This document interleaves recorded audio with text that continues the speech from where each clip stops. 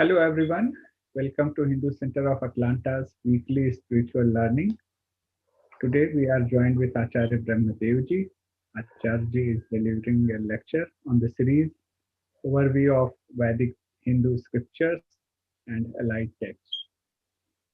Acharya Brahmadevji has an inclusive educational background in science, banking, management and Darshanacharya Vedic philosophy, Darshan Yoga Mahavidyalaya Gujarat and a diverse career in financial industry and at Arya Sabha Mauritius.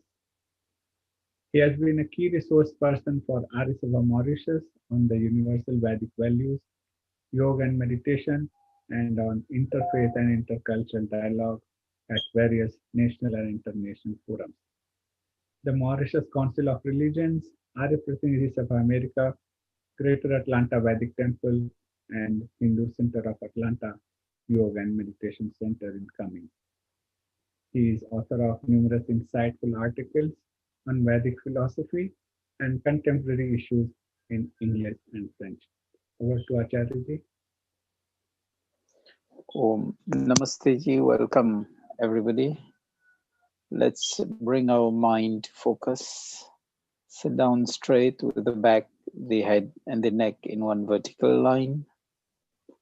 Close the eyes gently, and while closing the eyes, pledge to the self that we're closing the mind to external thoughts and the heart to external emotions. Deep inhale and exhale. We are going to chant the universal sound Om. And while chanting Om, feel the sound waves, the vibrations, and the inner peace that starts sprouting within us with the chanting. And then we'll do one chanting of Gayatri Mantra there. Again, feel the vibrations of each and every word we are chanting.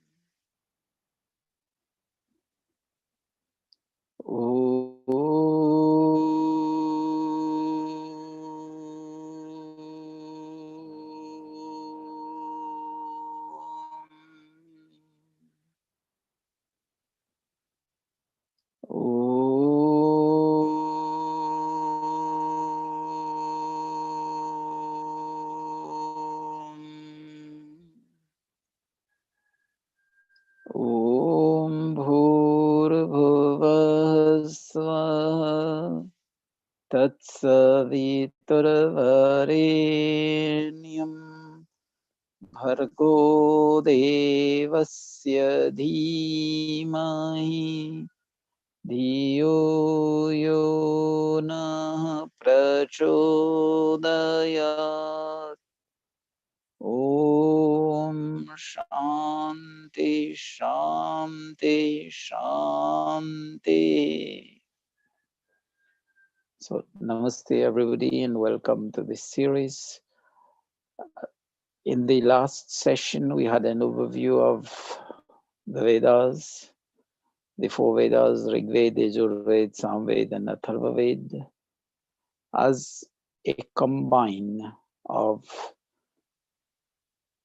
Dhyan, knowledge, karma, actions, upasana, bhakti, devotion, and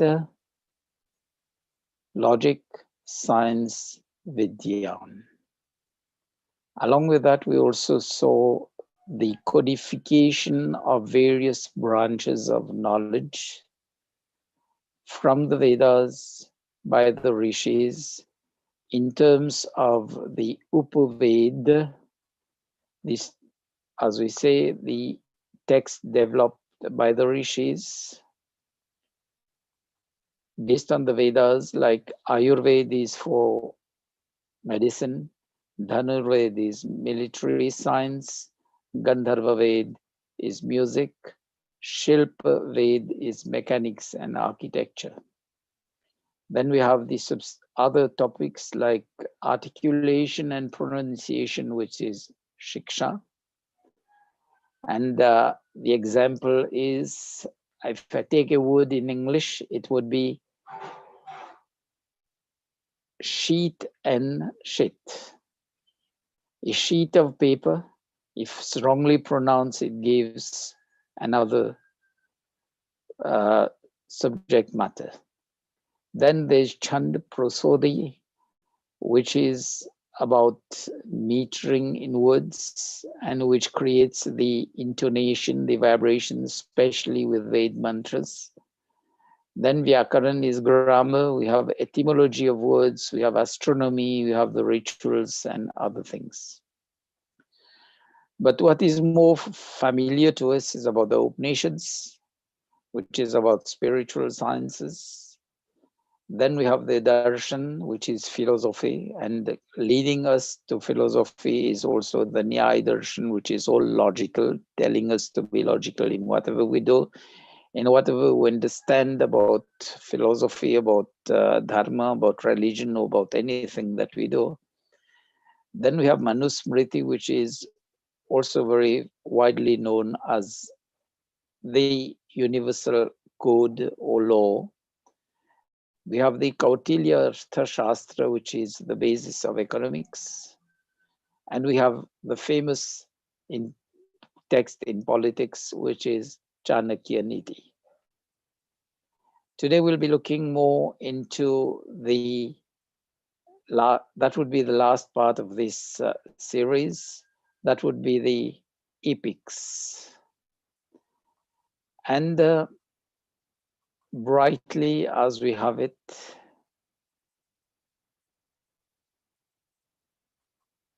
just give me a minute. I'll just share the screen. Yeah. The epics are known as Itihas, and we have two texts there. The first is the Valmiki Ramayana. We are going to the Mool Granth, the source. Then the second one is the Vyas Mahabharat. Why Ramayana is first? Because it was in the Treta Yuga, and the Vyas Mahabharat was in the Dwapar Yuga. So it's according to the timeline. Why it's important to know things about the Ramayana and Mahabharata? It's because of the strong personalities that we have, both in the positive and in the negative roles. There are lots to learn from these different personalities. Like we often look at Sri Ram as the epitome of righteousness, Yudhishthira as the epitome of righteousness, Ravan as the epitome of evil, and Duryodhana as the epitome of, as we say, vanity, ego, anger, etc.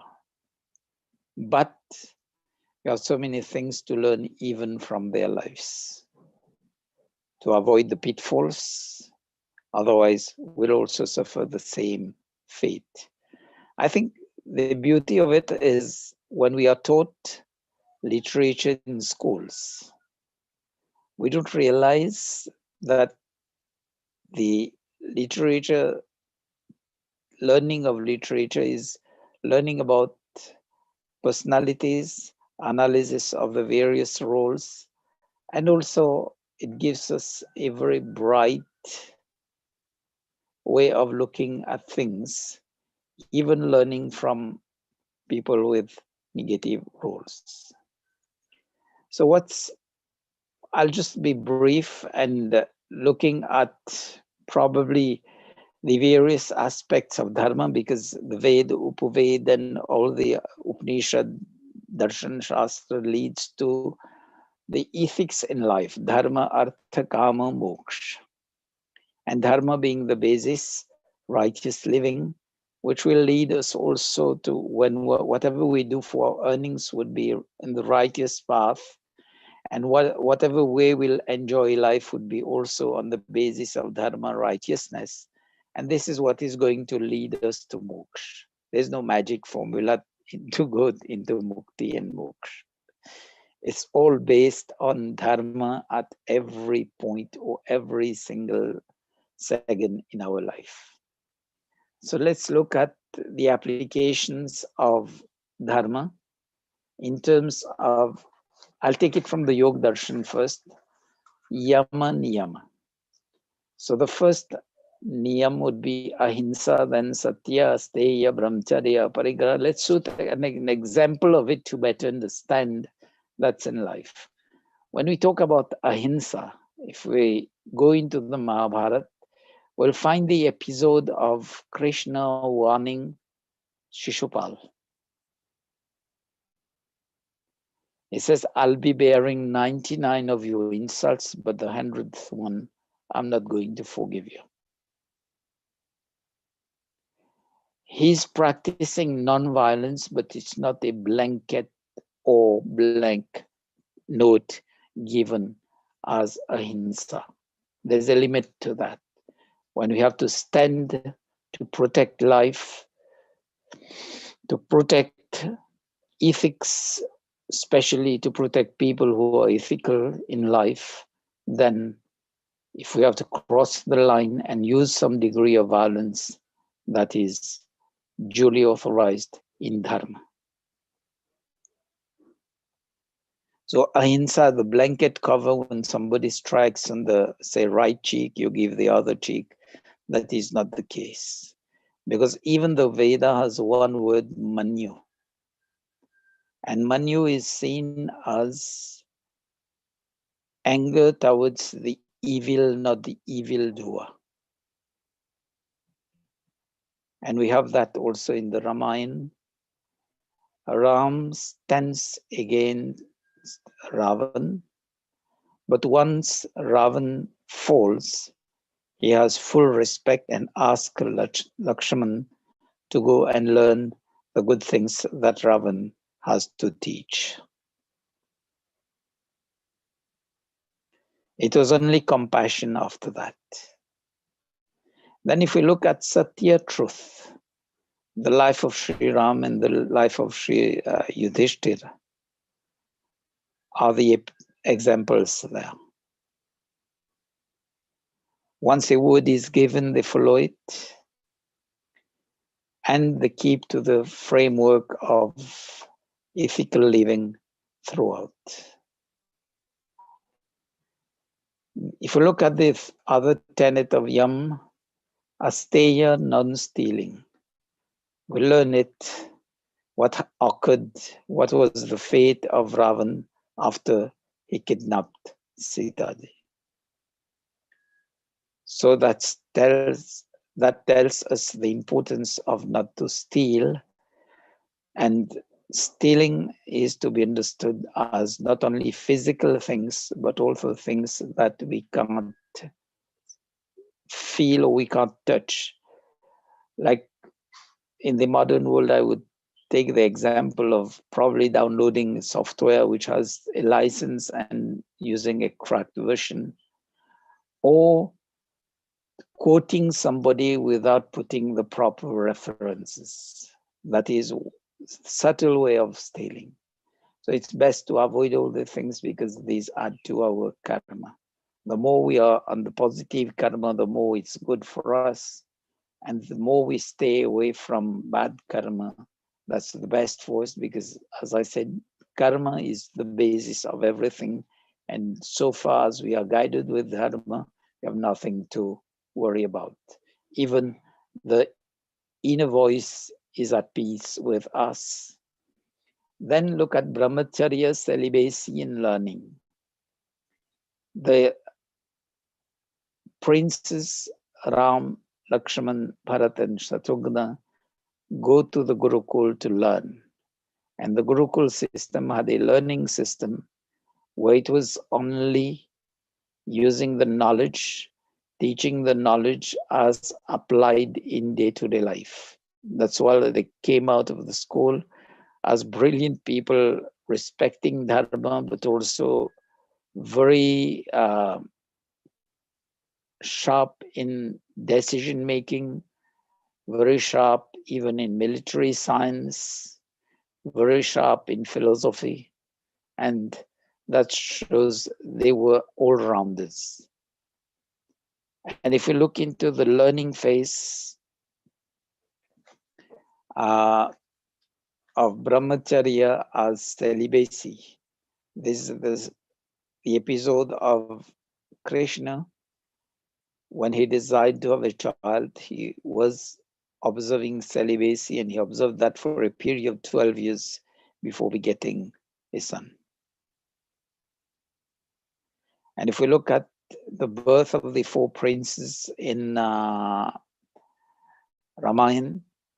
Dashrath, when he was asked to do the Putreshti Yads, he was also asked to observe celibacy for a certain period of time to beget of the best of offsprings, which is explained in the Griha Sutras under Garbhadhan Sanskara, which Maharshi Dayanand has again taken into the Sanskara Vidhi and placed it first in the rank of Sanskara. Though begetting of children is within marriage, Vivaha Sanskar, which most people put the question, if that is the first point where life starts, why isn't it first? No. First is the start of the making of mankind. So that's why the Garbhadhan Sanskar has been given priority. And this is where brahmacharya comes into the game. Then aparigraha, non-possessiveness, non-accumulation of superfluous thoughts and things. Look at the periods of exile in both of the Ramayana and Mahabharata. I think both of them have the 14 years period of exile, where they lived with the essentials of life, like we did during the lockdown periods that we have had during COVID. We learned to live with the essentials, and it was time also to purify our thoughts, our body, mind, and spirit. Because when you have time for ourselves, then we start with that purification and we come better to learn and live those tenets. Then such purity of mind, body, and spirit that we see in the life of Sri Ram at all points of his life, and even in the life of Yudhishthira, which is the epitome of Dharma, as referred to by Maharshi Vyas in Mahabharata. Then there is Santosh, contentment. The example of Santosh, contentment, be satisfied, be content. One point in the Ramayana, when Sri Ram has vanquished Ravan, the next thing after doing the funeral rites of Ravan, the crowning of Vibhishan as the king of Lanka is done, and Ram leaves the place back to Ayodhya. Not like in modern warfare, where the country is invaded, looted, and everything. Ram was satisfied that his objective was attained, got back Sita, and returned the kingdom to those people. So that is brilliant example of be content with what you've achieved, and once the achievement is over, go back to what you have to do. Then tapa, resilience, that is seen during the exile periods, both in the Ramayana and in the Mahabharata. Then swadhyaya, study of the scriptures. In both the Ramayana and the Mahabharata, when they were kids, the princes were sent to the Gurukul to learn. But look at the knowledge depth. Ram and the brothers, they used the knowledge correctly, and that's why they are respected till now. But Ravan made wrong use of that knowledge, or he couldn't apply that knowledge in his life. And as we say, every Dashera, people make the effigy and burn it down. And there also in the Mahabharata, though Duryodhana was a better warrior than any of the Pandavas, but he got killed there. So it's a question of studying the scriptures, not to keep the knowledge as bookish knowledge.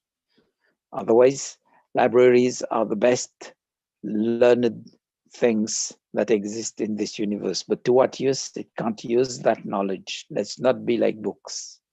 Let's use the knowledge of the books in our life. Then Ishwar Pranidhan, surrender to God, to the laws of nature, to Dharma. Again, this is very, I just shared it, I think, the day before the day before for us, and it was yesterday for you. On the 25th of December, when we celebrated Gita Jayanti, the two pictures were there, and one with Arjun in between the battlefield, coming down of the chariot and asking for guidance from Sri Krishna. He was uh, in the commotion, in the very disturbed state where he couldn't decide, seeing the kith and kin, the near and dear ones on the opposite side to whom he had to fight, and he knew that he would be killing them. He surrendered himself to the knowledge about ethics, about dharma, karma. And once he understood that knowledge,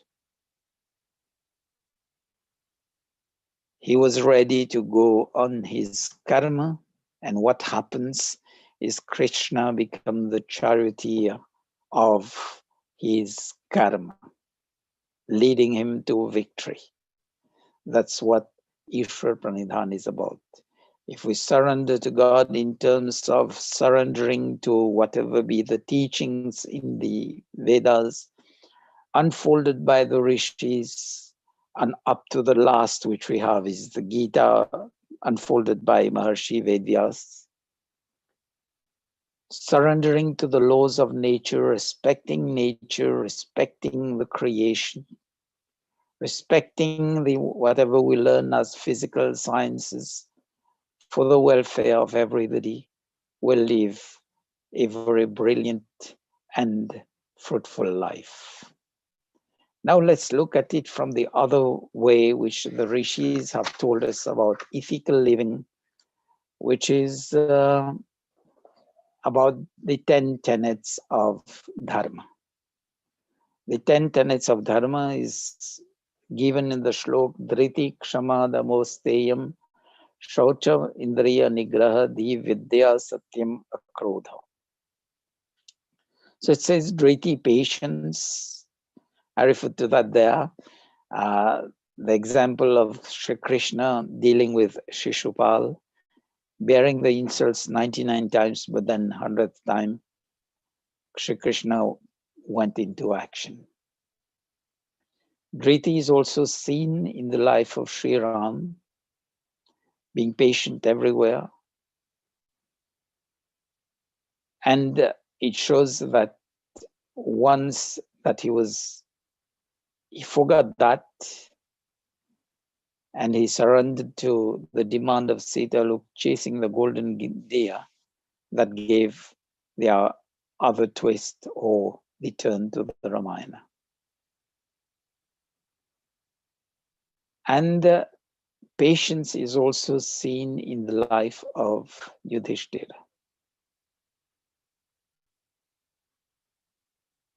And even in the life of Sri Krishna. Kshama again, the same example, Sri Krishna and Shishupal.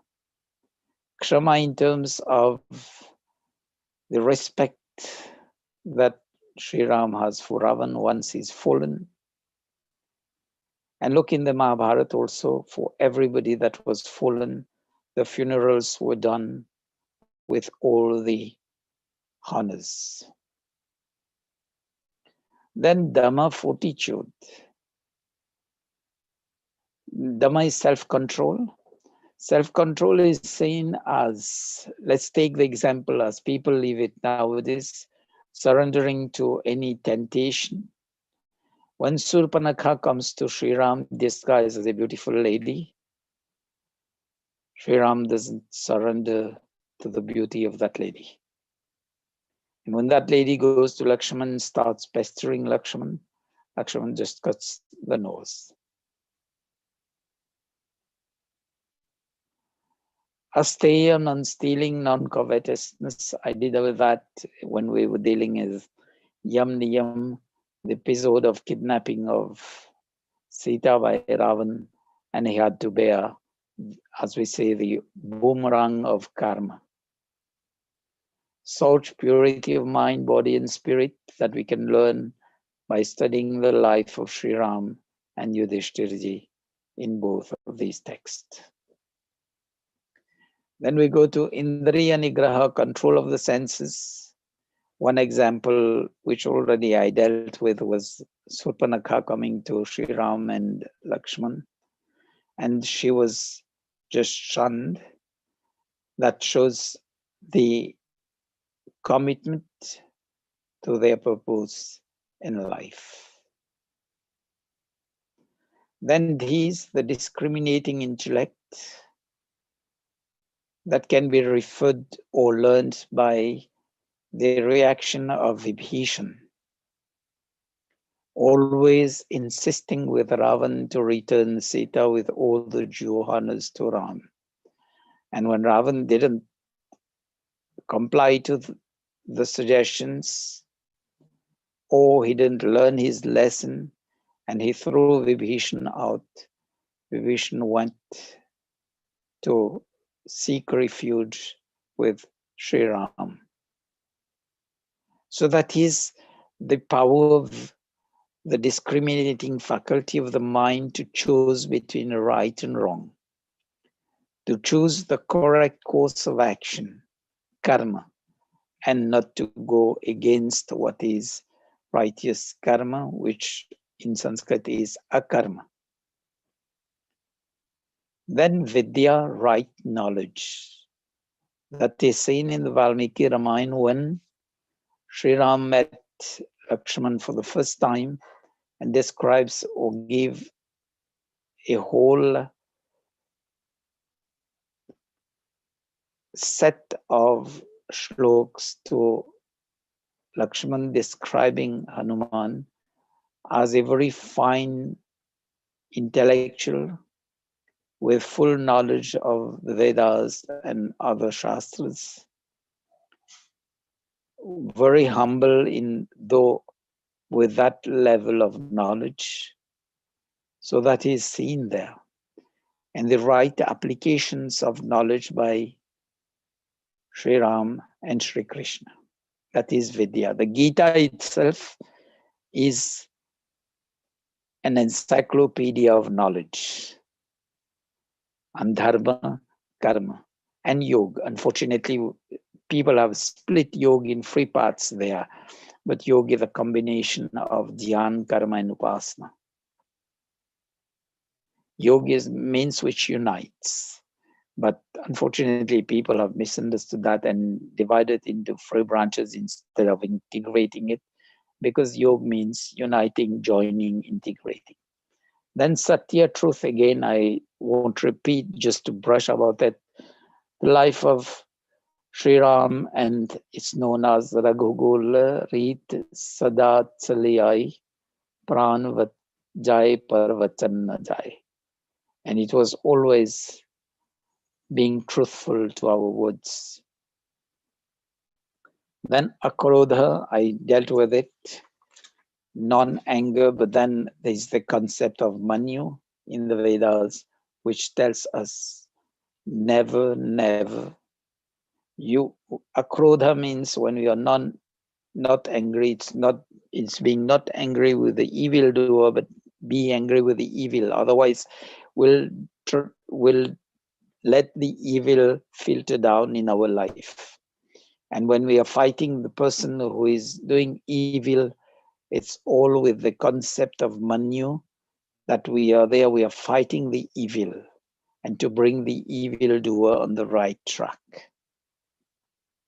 So that's the gist of why the Itihas, the Mahabharata and the Ramayana are very important tools to learn about Dharma. I just hope I've been able to provide insights on both of these texts, and I'll leave the floor open to any questions.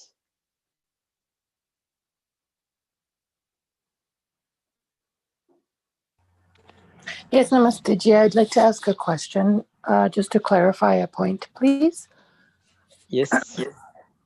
When you mentioned yoga is divided into three parts, I think you said dhyan, asan, and the third one was it? No, what people have taken the concepts of yoga as Jnana Yoga, Karma Yoga, and Bhakti Yoga. Okay. Yoga in itself, the word means to unite, to join. Right. So how can we divide and say Dhyan is one line of yoga, Karma is one line of yoga, and Bhakti is another line of yoga? I see. The Gita itself is the epitome of the integration of the free. Arjun, when he was in a fix of what to do and what not to do, he asked Sri Krishna for guidance, and that is knowledge. And that knowledge empowered him to do the right karma, and empowered him also to be dedicated, to be devoted to the finality of the Mahabharata. That is the triumph of dharma over adharma, the triumph of truth over untruth, of right over wrong. So it was a combination of the three. Okay. So the combine of the three led to that. Unfortunately, we've understood it that we can go only on the basis of dhyan, or on the basis of karma, or on the basis of bhakti. No, it's an integration of the three which will lead us to the correct results in life. And the Gita itself, when we look at the outcome of the teachings of the Gita, how Arjun uses that to achieve the objectives. It's an integration, not as we say, put the Chinese wall in between the three. No. And the Vedas also are like that. Some people will say, no, I will go only on the basis of Rigved, which is Dhyan, on the basis of Yajurved, which is Karma, on the basis of Samved, which is Upasana. So that's why we have Dvivedi, Trivedi, Chaturvedi. No, it's a combination of all those. And that's where the integration comes in terms of the Atharva Ved, which is Vidyan. And Vidyan, which is logic, science, tells us to integrate Jnana, Karma, and Upasana, and Bhakti. I hope that's clear. Dhanyawad ji. A little bit clear, but you'll please forgive my my gaps here, because as you know, I haven't consistently been attending all the lectures, and so there are many gaps in my knowledge. So if you appreciate your patience. But अभी आपने कहा जो संवेद में से जो ज्ञान निकाला जाता है, ये उपासन है या विपासन? नहीं, ये उपासन भक्ति है. उपासन यानी भक्ति, devotion. Yeah. अच्छा, धन्यवाद. That's super helpful. Thank you. Thank you.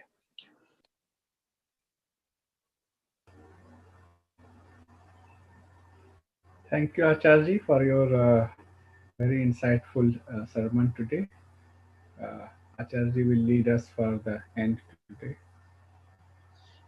Okay, let's sit down straight.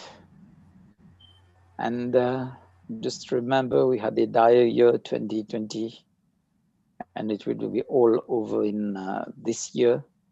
2020 is over in 4 days now. And at this threshold of time, it's only humans who beat the trumpets, the fireworks, to mark the transition of time. But let's make use of, as we say, Atma-Nirikshan, self-analysis, to see where we went wrong and take the resolve that we will not repeat the same errors and omissions, and brighten our life with whatever true knowledge we have. If we have time, we can deepen our knowledge, but at least the minimum is to follow the inner voice, the divine guide, the divinity within us. If we do that, we'll come on the right track of living life in terms of being truly human, human in our thoughts, human in our words, and human in all what we do as physical deeds. I'll seize the opportunity here to wish you all well, as we say, Sukh, Shanti, and Samriddhi. Sukh, happiness; Shanti, peaceful living; and Samriddhi, prosperity in terms of both material and spiritual prosperity. So let's sit down straight, close the eyes gently, with the body totally relaxed. We'll do the chanting of the free shlok in the meditative form, and do the prayers for universal peace, the Shanti part, feeling each and every word. If we know the meaning, that's fine. If we know the meaning, the broad lines, okay. Otherwise, just listen to our own chanting, our own pronunciation. Sense the inner peace and pledge to ourselves that daily we'll allocate some time to find the inner peace within ourselves. Deep inhale. Om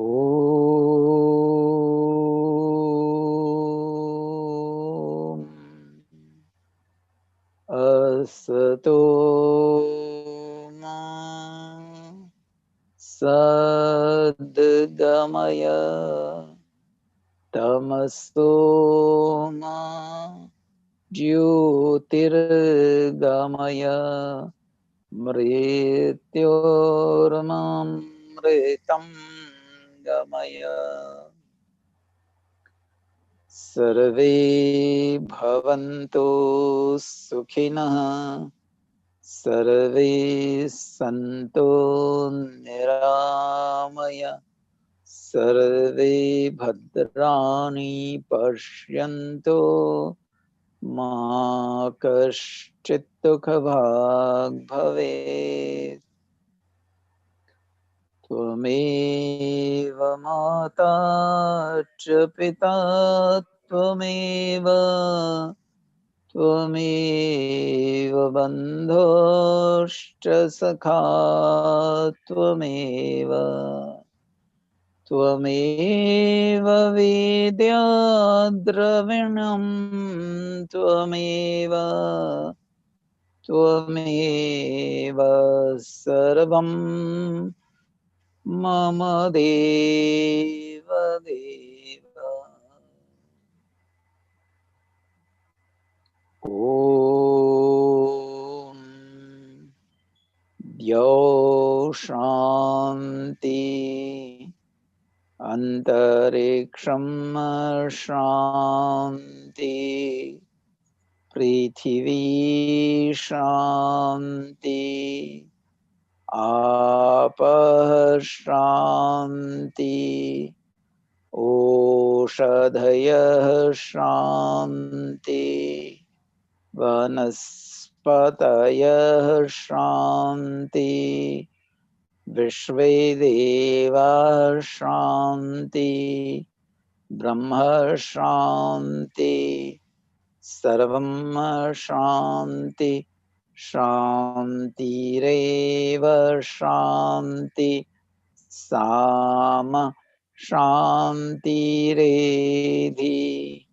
Om Shanti Shanti Shanti. Namaste everybody, and again best wishes for this new year. Thank you. Thank you, Acharya. Dhanyawad. Namaste.